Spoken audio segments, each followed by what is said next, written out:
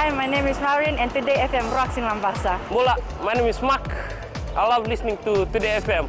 Today FM rocks in Nakasi. Hey, Bula from Rocky. I'm Mentor. I love listening to Today FM because they're playing my hits. Today FM rocks. My name is Enrico. I love listening to Today FM. Today FM rocks in Suba. Hi, I'm Masarika and I'm from Lotoka and I love Today FM. Today FM rocks. Bula, I'm Siva. I'm from Bat. I love listening to Today FM. Today FM rocks. Today's hit music on Today FM. Kanabanaka, Fiji. In this bulletin, Fijians now forking out for measles vaccination. Low tuna supply affects PAFCO operations. And Rakiraki's Ellington Wharf under repair. From the studios of FBC Suva, Edwin Nunn. With the growing threat of measles, Fijians are now turning to private practitioners, paying to get vaccinated. Fiji Medical Association President Dr. Bashrat Munshi says private practitioners have measles vaccines in stock, but the association isn't aware of the fees charged by different doctors.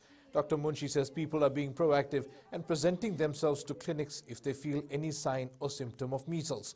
He says the only case they've come across was ruled out by the Fiji Center for Disease Control following a negative result. I can tell you from our personal specific specialist healthcare, which is where I am the clinical director and general surgeon. So it's a private facility. I think we have brought in vaccines and it's $42. The Pacific Fishing Company will now start processing skipjack tuna to make up for the shortage in supply of albacore tuna. PAFCO Board Chair Iqbal Janiv says the shortage has seen the working week reduced to 4 days and one of the lowest productions on record. About 600 full-time PAFCO workers have been affected by limited operations, earning 80% of their wages for the last 2 months. This puts PAFCO and its production under a lot of strain.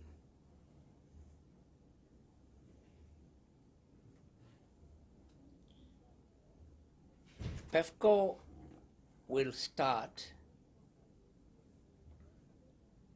processing skipjack species for bumblebee.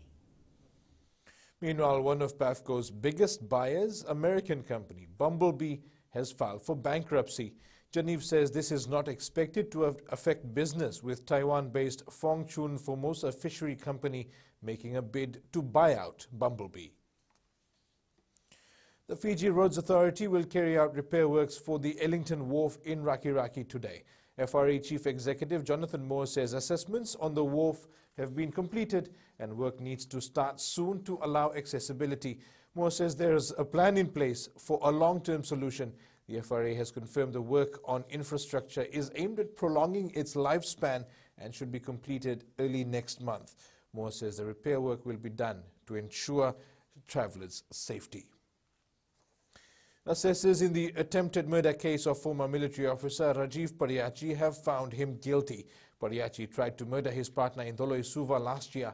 On the 15th of September, the 28-year-old tried to kill his partner by drowning her in a pool, pushing her into the water, knowing that she couldn't swim.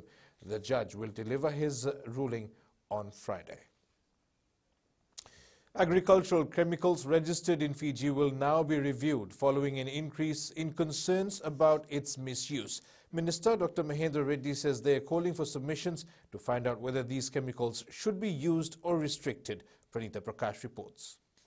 Several complaints have been received by the ministry on the possible impact of pesticide chemicals used for agricultural production. We want to ensure that these chemicals that we are utilizing, these chemicals do not create any new problem while solving the problem that these chemicals are required to solve. We want to ensure the chemicals don't pose threat to human health, our lives, the environment. The ministry is now trying to find out other alternatives for these chemicals. So we will be publishing a full list of these chemicals for the public and inviting submissions from public, industry and relevant stakeholders on their views on the current situation of this chemical use in Fiji and the preferred and correct administration. Fijians have time until February next year to put in their submissions on the agricultural chemicals, its use and its effect. The minister also confirmed that paraquat and imidacloprid will be banned from 1st January. Pranita Prakash, FBC News. The Fiji National Provident Fund has identified 69,000 members who have zero balance in their accounts. This has alarmed the FNPF as it continues to advocate on saving for retirement. Chief Executive Chachi Koroi says the FNPF is exploring options to make retirement saving more attractive in the hope that members with zero balance will opt for voluntary contributions. For those over the age of 65, we are slowly cleansing and closing it. So it does not unnecessarily inflate the membership. But those that are below the age of 55, we can't close it because they can appear tomorrow and open up a voluntary or whatever. The prevalence of domestic violence has prompted the Ministry of Women and Children to revise efforts to focus on preventing violence. Women's Minister Meriseni Vuniwanga says most services currently available focus on rehabilitation and follow-ups after violent incidents. The ministry will now consider a preventative strategy, hoping to drastically reduce domestic violence. Most of the programs that we have on this revolves around after the event and services that are available to victims of violence. I think it's now time for us to look at preventative measures. What can we do as a country? The University of the South Pacific is caught between conflicting assessments on the rebuilding of its communications block damaged in a fire last year.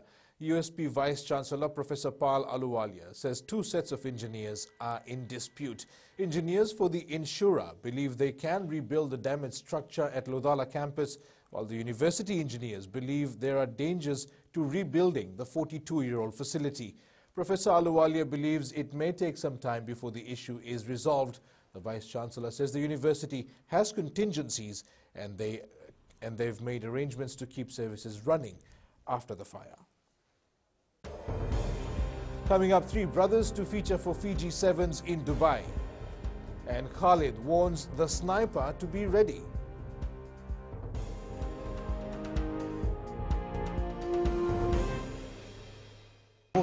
Ako itabwa. Ako do talitay na warong na Bula FM. Nambando na sir. Bula. Alang gono ilutoka do talita ka ng Bula FM berarti nambando na sir.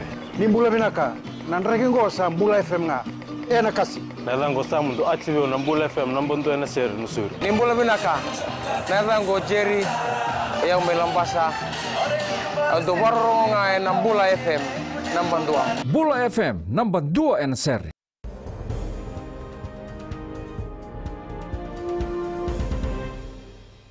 Welcome back. Three brothers will feature for the Fiji Airways Fiji 7 side for the first time on the HSBC World Rugby 7 series. Coach Gareth Baber announced his team to the Dubai Sevens, which includes brothers Sevuloni Modinidangi, Kavekini Tambu and Isoa Tambu. Kavekini earned his debut inclusion after impressing Baber and the coaching staff. Paulan Rani Sinikula will captain the side, which also features Aminiasi Tuimamba, Vilimoni Mbotitu and Melindere Nalangi. Fiji is pooled with France, Argentina and Japan for the Dubai Sevens, which kicks off next Thursday. You can watch the entire tournament live on FBC TV and FBC Sports. The Fijiana Sevens team is currently nursing two injured players preparing for the Dubai Sevens, which kicks off next week. Speaking to FBC Sports, coach Sayasi Fuli says they will manage some of their squad members who are currently playing for the Fijiana 15s team. I have to confirm with the medical team we have two slight injuries and we have our backup pool, and also we'll try and manage some of our squad members are with 15s right now, which is very important with Fiji Rugby to qualify the 15s Fijiana for the World Cup. And yeah, I can confirm that we still have backup to take to Dubai and Cape Town. Australian boxer Hamza Khalid arrived yesterday ahead of his fight with Sebastian the Sniper Singh in Nandi on Saturday. Nicknamed the Raging Bull, the 20-year-old is looking to put on a show and maintain his unbeaten record in Fiji during the Kiran boxing promotion. With a 5-0 record currently under his belt, Hamza Khalid has promised fans a bloody fight.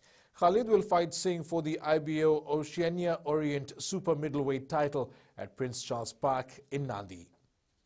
I'm very happy to be in Fiji and showcase my skills, and I've been training very hard for this fight. I promise all the fans in Fiji a very, very good fight, big drama show. 18-year-old basketball prodigy LaMelo Ball has become the youngest player in the history of the National Basketball League in the United States to drop a triple-double with the Illawarra Hawks.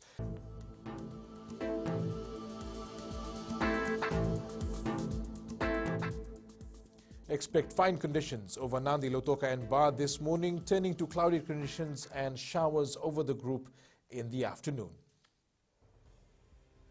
And that's your FBC Morning News. Remember to join us at 1 p.m. and 7 p.m. for our major bulletin. For these stories and others, you can also tune in daily to our sister radio station, Gold FM. That's it from me for now. Have a good morning.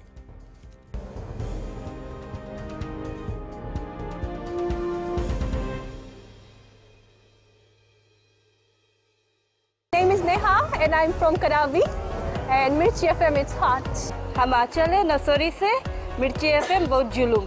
Hi, हम शारा प्रकाश बात करता है और तावा में मिर्ची FM सब कंसर्न and मिर्ची FM it's hot. Hi, my name is Prashant. I live in Suva. I love Mirchi FM because Mirchi FM it's hot. Hi, I'm Shane. I love listening Mirchi FM because it's awesome and it's hot. Hi, I'm Rachel. And I'm Shavi. We love listening to Mirchi FM in Lambasa. Mirchi FM, it's hot.